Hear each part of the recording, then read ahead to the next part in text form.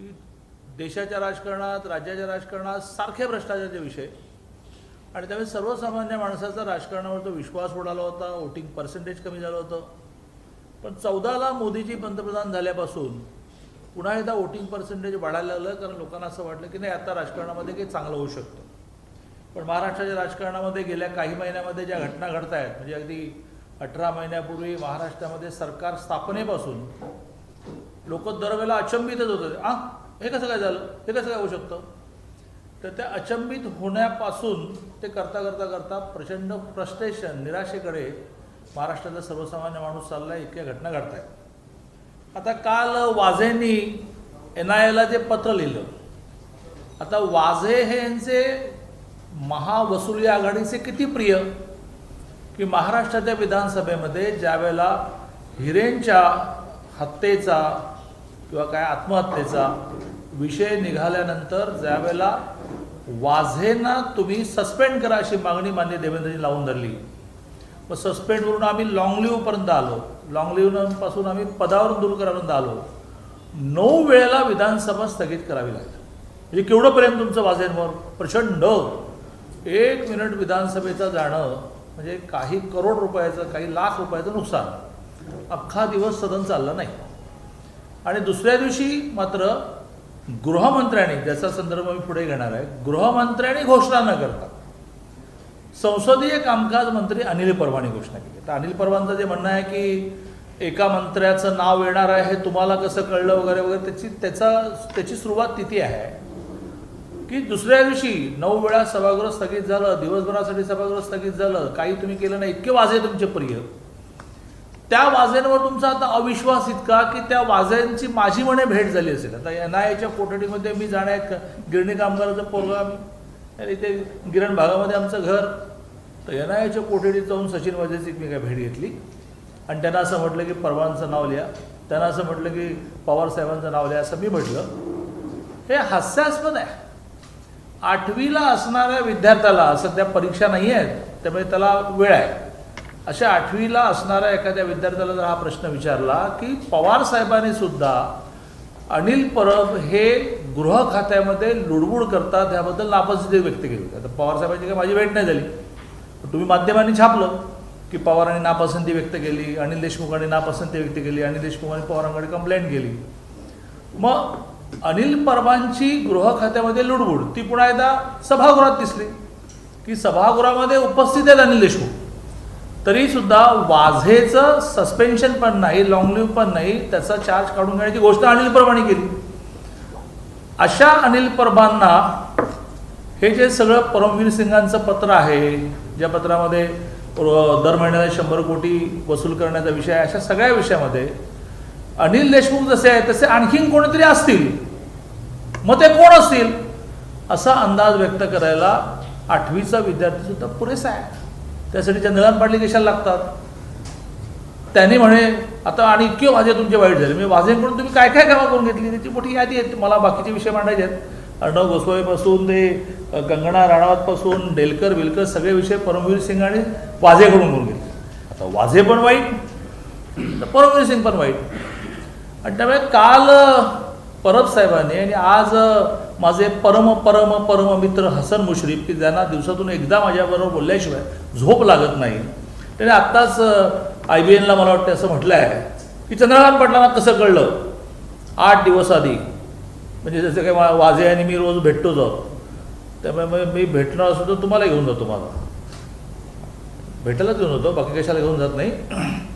तर असे खुळ्यासारखे लहान मुलासारखे प्रश्न यांच्या मनात निर्माण होतात की ना आधी कसं कळलं.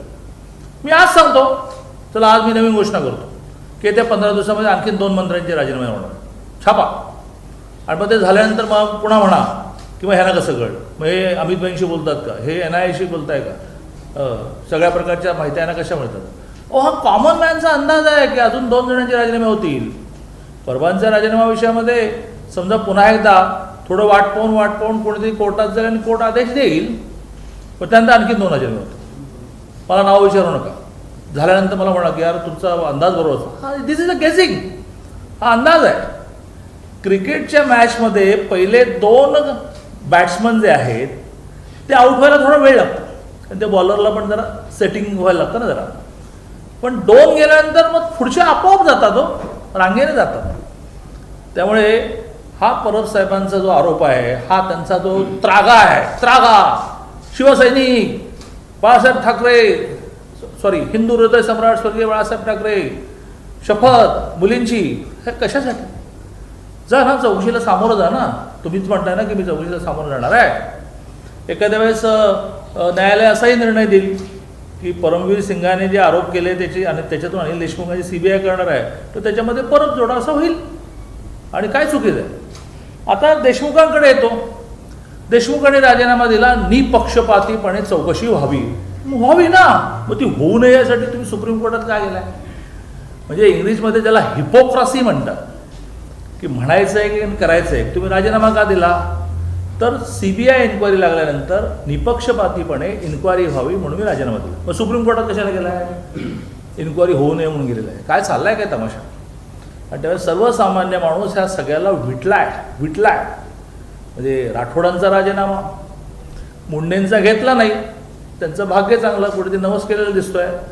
परंतु तो काय पवारसाहेबांच्या डोक्यातून विषय गेला असं माझं मत नाही, कारण ही इज कन्व्हिन्स की राजकारणामध्ये माणसाने बाकी एकमेकाला 2 द्यावे 2 घ्यावे, परंतु स्वच्छच राहिलं पाहिजे. त्यामुळे राठोडांचा राजीनामा झाला, मुंढेंचा वाचला, देशमुखांचा झाला, आता परवांचं नाव आलं. या सगळ्यातून सर्वसामान्य माणसाला अक्षरशः वीट आलेला आहे. आणि त्यामुळे भारतीय जनता पार्टीची मागणी ह्या विषयामधली अशी आहे की CBI इन्क्वायरी होईल, FIR दाखल होईल, त्याच्यातून अटक होईल वगैरे सगळं. परंतु मंत्रिपदाचा राजीनामा देणं पुरणार नाही. ही संघटित गुन्हेगारी आहे. संघटित गुन्हेगारीमध्ये सामान्य माणसाला मोका लागतो. या संघटित गुन्हेगारीचे पुरावे जर ऑन पेपर आले तर केवळ राजीनामा पुरणार नाही, मोका लावावा लागेल. सर्वसामान्य माणसाला जो न्याय आहे तो सगळ्यांनाच न्याय असायला पाहिजे. आणि ह्या देशामध्ये, या महाराष्ट्रामध्ये अशा घटना घडल्या की सर्वसामान्य माणसाला जो न्याय आहे तो सगळ्यांना मिळाला. आणि त्यामुळे मी मागणी करतो, राष्ट्रपती राजवटीची मागणी मी करत नाही, परंतु आता राष्ट्रपती राजवट आणण्यासाठी काय शिल्लक राहिलं आहे? पुढच्या मुद्द्यावर येतो, जो सर्वसामान्यांचा मुद्दा आहे, कोरोना. काय राहिले आता? आता केंद्रीय आरोग्यमंत्र्यांनी काल ठोकलाय की कसं महाराष्ट्रामध्ये तुम्ही मेस करून टाकलेलं आहे कोरोनाच्या ट्रीटमेंटच्या विषयामध्ये. इंजेक्शनचा पत्ता नाही आहे, हां, त्याच्यासाठी तुमचे काही प्रयत्न आहेत, त्याचं काहीसाठी तुमचं मॉनिटरिंग नाही आहे. वॅक्सिनेशनसाठी तुमचा गोंधळ चाललेला आहे. प्रत्येक विषयामध्ये जर तुम्ही केंद्राला दोष देणार असाल तर केंद्राकडे राज्य त्यांना चालवायला. राज्य तुम्ही चालवणार, हप्ते तुम्ही वसूल करणार, कोरोनामध्ये भ्रष्टाचार तुम्ही करणार आणि दोष देणार केंद्राला. मग केंद्राकडे राज्य चालवायला द्या, आमची मागणी नाही आहे. पण काही झालं की केंद्र, मग जयंतराव पाटील उठणार केंद्र, मग ते आमचे जितेंद्र आव्हाड उठणार केंद्र. अरे किती वेळा आकडे मांडले आणि ते साईटवरच असतात की केंद्राने काय काय दिलं, त्याची यादी वाचण्यात मी वेळ घालवत नाही. पण सातत्याने केंद्र असेल तर सोडा ना, राज्य नाही चालू देत तुम्हाला. आणि तेव्हा राष्ट्रपती राजवटीची भाजपची मागणी नाही, पण राष्ट्रपती राजवट येण्यासाठी आणखीन काय लागतं हे जरा मला तज्ज्ञांनी सांगावं. माझा तिसरा मुद्दा आहे की नव्याने जे गृहमंत्री झाले दिलीप वळसे पाटील, माझे परममित्र आहे, माझं म्हणणं आहे की त्यांना बळीचा बकरा केला आहे.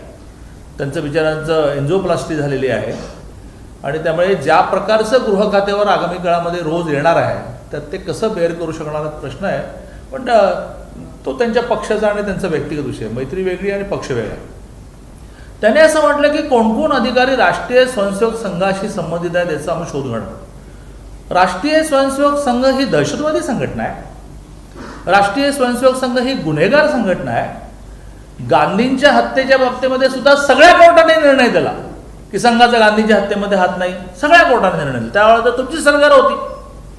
देशामध्ये कोरोना त्याचं लेटेस्ट उदाहरण आहे, त्यासहित सगळ्या आक्रमणांमध्ये, सगळ्या अडचणींमध्ये समाजासाठी कोण धावून आलं? लातूरचा भूकंप असू देत, कुठे पूर असू देत, आता कोरोना असू देत, युद्ध झालं, सगळ्या विषयामध्ये राष्ट्रीय स्वयंसेवक संघ ह्या देशासाठी, या समाजासाठी झिजला. हे सांगायला तुम्ही लागत नाही दिलीप वळसे पाटील, हे सर्वसामान्य माणसाला माहिती आहे. त्यामुळे तुम्ही एक जबाबदार कार्यकर्ते आहात, जबाबदार नेते आहात, माझं तुमच्यावर प्रेम आहे. तुम्ही तुमच्या राजकीय आवश्यकतेपोटी राष्ट्रीय स्वयंसेवक संघाला यात आणू नका. तुम्ही हे म्हणा की यातले कोण अधिकारी विरोधी पक्षाला माहिती पुरवतात, मग आता ते तुमचं प्रशासनावर पकड नाही, त्याला आम्ही काय करणार. पण त्याला संघाचं लेबल लावू नका आणि संघाचे शोधून काय त्यांना तुम्ही खड्यासारखे काय, कायदा संपलाय का, न्यायालय संपले आहे का. त्यामुळे राष्ट्रीय स्वयंसेवक संघ ही टोकाची, राष्ट्रावर श्रद्धा असणारी, समाजावर प्रेम असणारी संघटना आहे आणि त्यामुळे तुमच्या वादामध्ये, तुमच्या राजकीय हितासाठी संघाला मध्ये ओढू नका.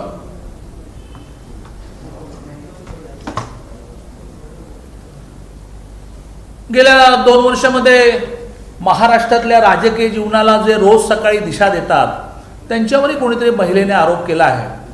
महाराष्ट्राची भारतीय जनता पार्टीची महिला आघाडी आज महाराष्ट्रातला महिला आयोग नाहीच आहे गेले 2 वर्ष, केंद्रीय महिला आयोगाला पत्र लिहिणार आहे की त्यांनी ताबडतोब महाराष्ट्रामध्ये येऊन याही विषयाची, या महिलेने आपल्याला त्रास दिला जातो, 8 कोटी वगैरे काय काय काय काय काय सध्या कोटी बिटी इतके स्वस्त झाले आहेत, तर त्याही विषयामध्ये आज भारतीय जनता पार्टीची महिला आघाडी केंद्रीय महिला आयोगाला पत्र लिहिणार आहे. त्या महिलेने बहुतेक पंतप्रधानांनी पत्र लिहिलं आहे आणि पंतप्रधानांनी पत्र लिहिलं की मग पुरतं, पण आम्हालाही आमची प्रोसिजर पूर्ण करायला लागेल.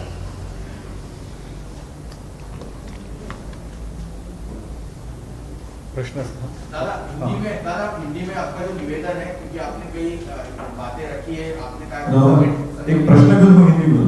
नहीं, निवेदन उमदा हो द्या, निवेदन उमदा हो द्या, म्हणजे मग प्रश्न घेत आहे. दादा आपने जो बातें रखी वो आप हिंदी में संक्षिप्त में रखी. आपने जो बात कही है कि ये पूरा संगठित गुनेगारी लग रही है, तो मकोका लगना चाहिए, और आपका और बीजेपी का क्या स्टैंड है. या एक खुर्ची के नाम.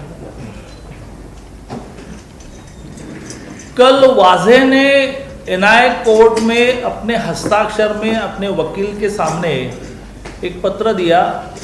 वो न्यायालय ने स्वीकारा नहीं क्योंकि वो कार्यपद्धति नहीं है, लेकिन वो पत्र बाहर आया है जिसमें उन्होंने ये कहा है कि अनिल देशमुख जी ने सस्पेंशन रद्द करते हुए फिर से पोस्टिंग देने के लिए, और पवार साहब का इसमें सहमति नहीं है तो सहमति बनाने के लिए 2 करोड़ मांगी.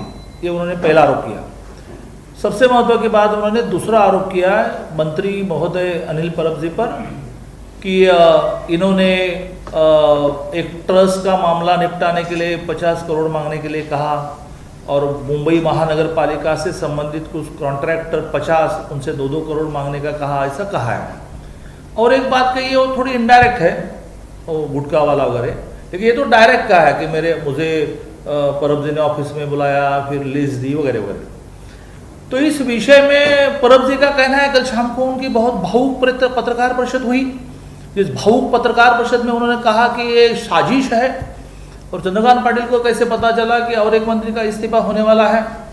तो ये तो 8वीं कक्षा में पढ़ने वाला बच्चा भी बता सकता है कि सदन में आप गृह मंत्री ने जो घोषणा करनी चाहिए कि वाजे जी को हम पद से हटा रहे हैं, वो सदन में अनिल देशमुख होने के बाद भी, होम मिनिस्टर होने के बाद भी आपने की.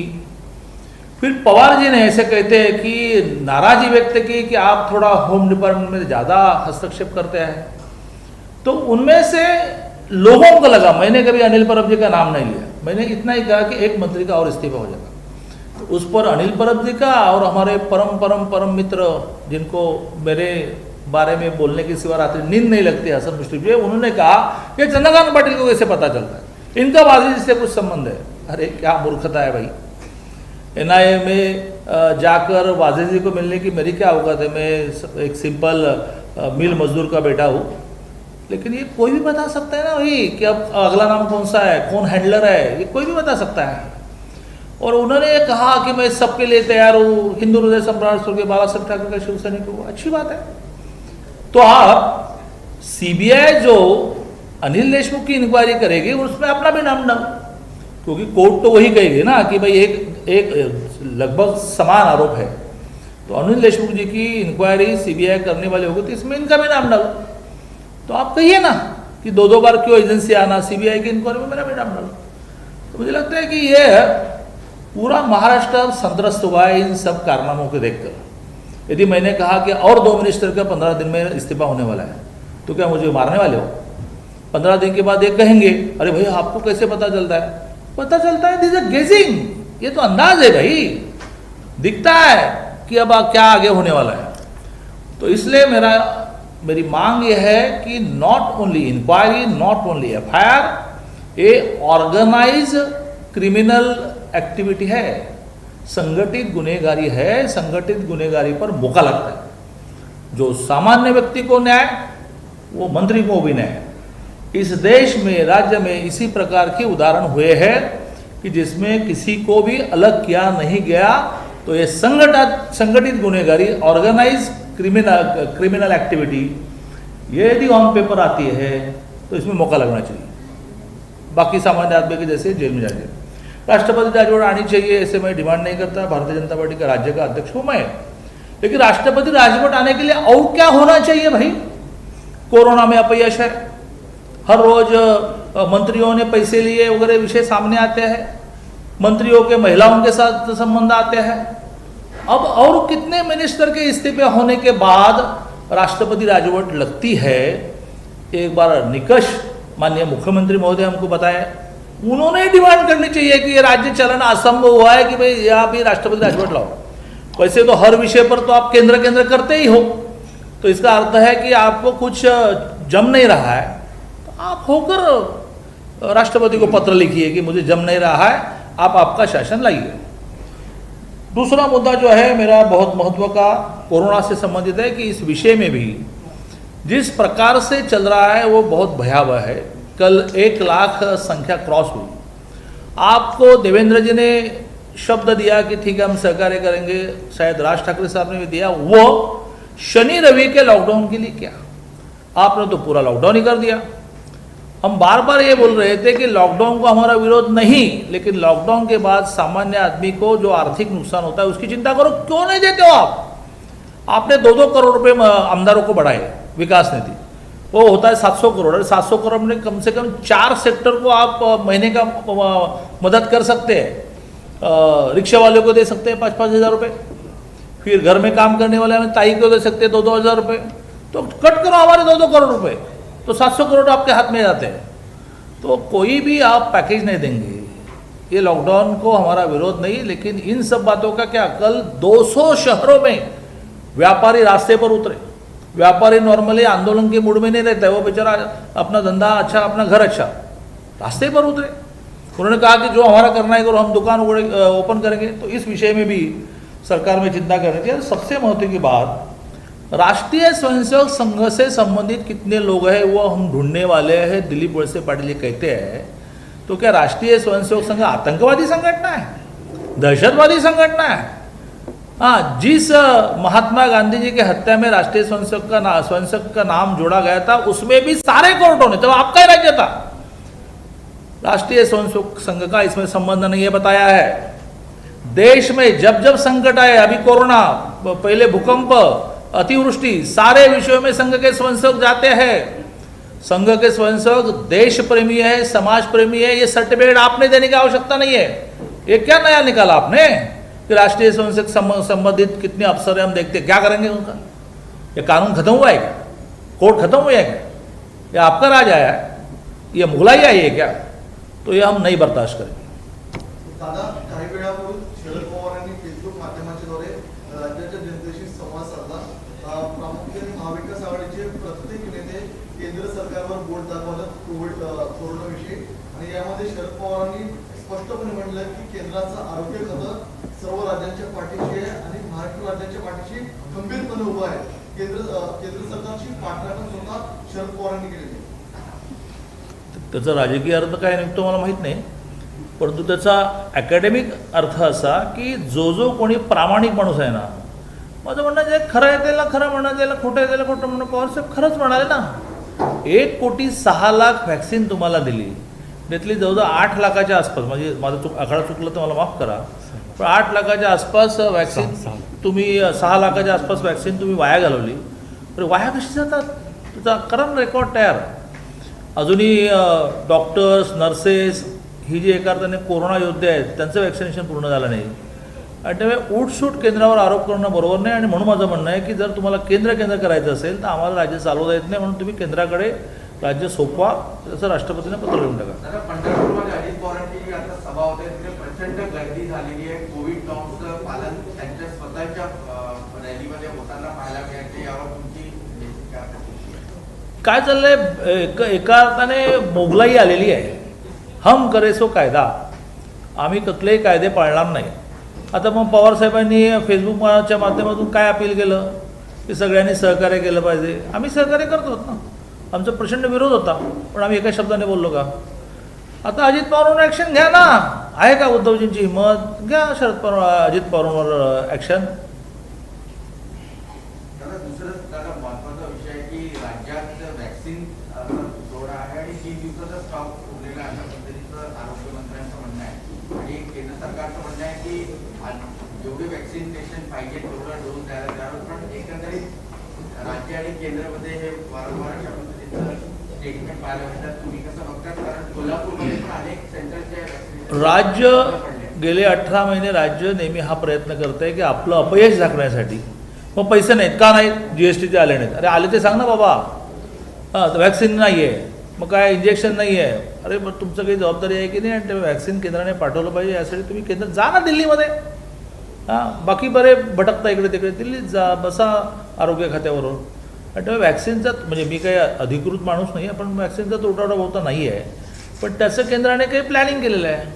आता तुम्हाला असं सांगितलं होतं की बाबा व्हॅक्सिन हे एका माणसाला 2 द्यायचे आहेत, तर तुम्ही एकाचं एक काढून ठेवलं का नाही केलं. तुम्ही पहिलं इंजेक्शन देण्यामध्ये साठा संपवला, तर दुसरं कधी द्यायचं. नशीब आता त्यांनी डिक्लेअर केलं सिरमने, मला वाटतं की 45 दिवसानंतर दुसरं द्या. तर मी घेतलं आहे, तर माझा आजच होतं 9 तारीख. तर दुसरं इंजेक्शन द्यायला तुम्ही शिल्लकच नाही ठेवलं, पहिलेच देऊन टाकले आणि दुसरं नाही दिलं तर इफेक्ट होणार नाही. मेस केवास, नो प्लॅनिंग. एक बार कही जा रही है कि पर्याप्त वैक्सीन नहीं है और महाराष्ट्र के लोग आ रहे हैं सेंटर को वापस भेजना पड़ रहा है. केंद्र और अपनी गति बढ़ा वैक्सीन भेजने की, ये जो अपील का स्वास्थ्य मंत्री ने की, इस पर आपका क्या मत है?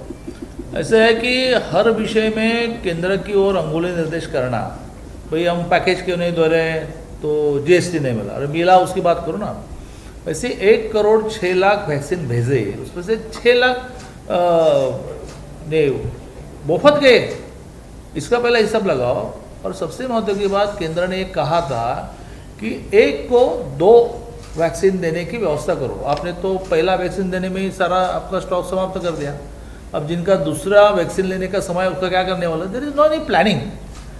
यदि केंद्र वैक्सीन में थोड़ा कम सप्लाई भेज रहा है तो आप दिल्ली जाइए, आरोग्य मंत्रालय से बैठिए.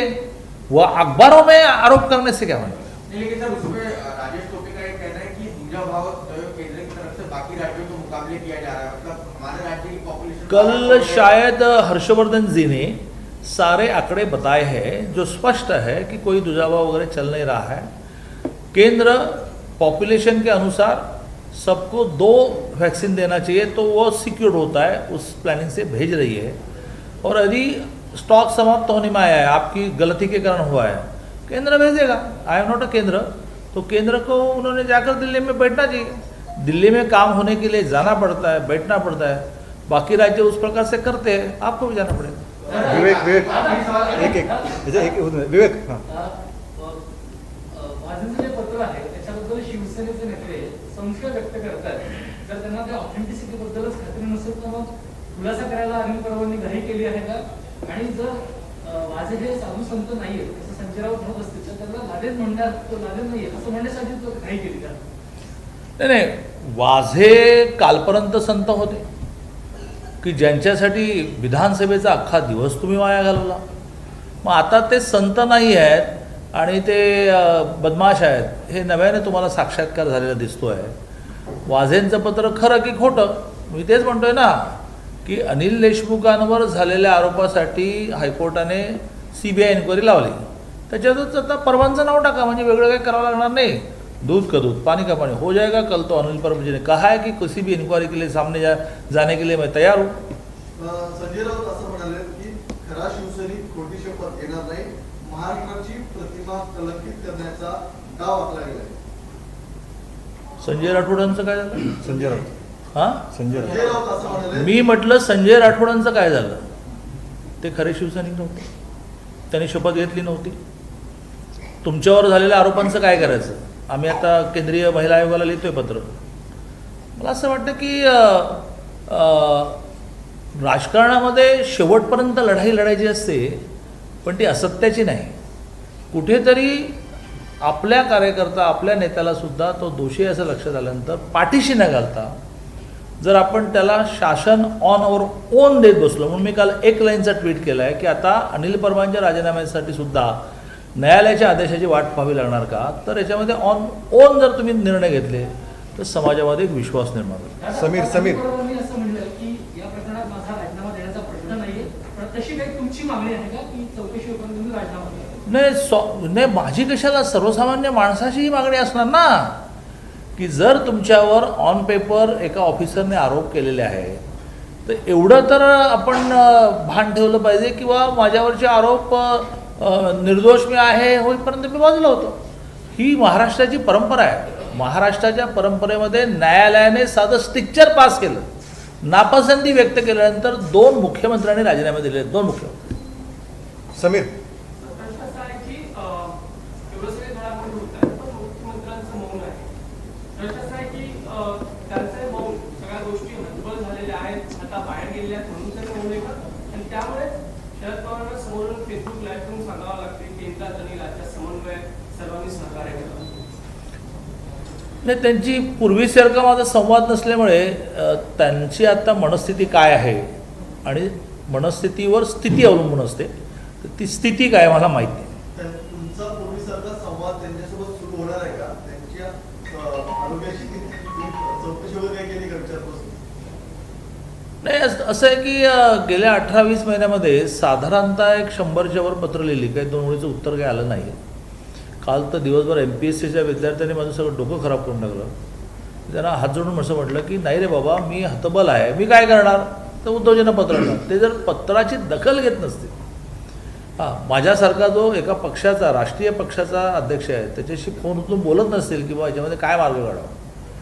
शेवटी गळ्याशी आल्यानंतर देवेंद्रजीचे परवा बोलले किंवा लॉकडाऊन विषयात तुम्ही मदत करा. त्यामुळे संवाद आमच्या बाजूने असायला काही अडचण नाही, पण तो फोन उचलला गेला पाहिजे, त्याच्यावर बोलणं व्हायला पाहिजे, रिसिव्हिंग मोडला असायला पाहिजे. अमित. व्यापारी जे रस्त्यावर उतरले आहेत त्याला भाजपची एक प्रकारे फूस आहे अशा पद्धतीचा आरोप केला होता, आता काय म्हणणं? ते लहान मुलं आहेत ना, चॉकलेट देऊन त्यांना आणलं रस्त्यावर. त्या गाढवपणा, मूर्खपणा चाललाय सगळं. हां. तो आपने कहा 2 मिनिस्टर्स ऑलरेडी टेंटेड है, लेकिन और 2 मिनिस्टर्स पाइपलाइन में है. आपने कहा सिर्फ गेसिंग है, कैसे गेसिंग है या फिर कहीं में आने वाले समय में और 2 मिनिस्टर जो है आप उनका नाम उजागर करेंगे? मैंने टोपी फेंकी है, किसके सर पर बैठते देखते हैं. चला. थँक्यू.